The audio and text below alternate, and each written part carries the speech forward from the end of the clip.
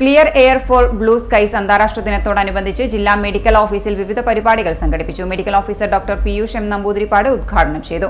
ഇത് പ്രകൃതിയോട് ഇണങ്ങിയും സ്നേഹിച്ചും ജീവിക്കേണ്ട കാലമാണെന്ന് ജില്ലാ മെഡിക്കൽ ഓഫീസർ പറഞ്ഞു. പലയിടങ്ങളിലും നമ്മുടെ നാട്ടിൽ പല അസ്വസ്ഥതകളും പ്രകൃതിയെ സ്നേഹിക്കുക എന്നുള്ളത് മനുഷ്യന്റെ ഭാവനാസമൃദ്ധമായ ചിന്താഗതിയാണ്. അതുകൊണ്ടാണ് ഇന്നിപ്പോൾ നിങ്ങളിൽ ഞാനിങ്ങനെ നീല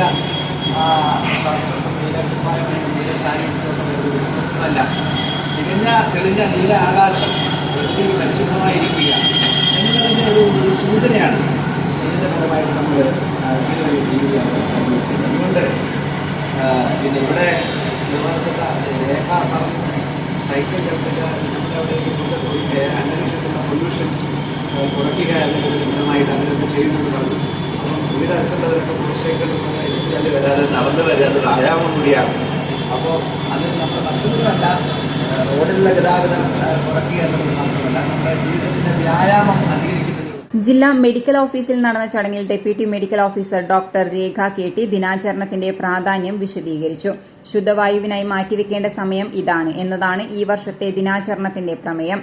ദിനാചരണത്തിന്റെ പ്രാധാന്യം സൂചിപ്പിക്കുന്നതിനായി നീലവസ്ത്രം ധരിച്ചുകൊണ്ട് ജീവനക്കാർ ഓഫീസിൽ ഹാജരായി. വായുമലിനീകരണത്തെക്കുറിച്ചും പ്രകൃതിയെ സംരക്ഷിക്കേണ്ടതും ശുദ്ധവായുവിനായി മരങ്ങൾ വെച്ചുപിടിപ്പിക്കേണ്ടതും പ്രകൃതിയോട് ഇണങ്ങിയും സ്നേഹിച്ചും കൊണ്ടും ജീവിക്കേണ്ട കാലഘട്ടവുമാണ് ഇതെന്ന് ജില്ലാ മെഡിക്കൽ ഓഫീസർ പറഞ്ഞു. തുടർന്ന് ജീവനക്കാർ ദിനാചരണ പ്രതിജ്ഞയെടുത്തു.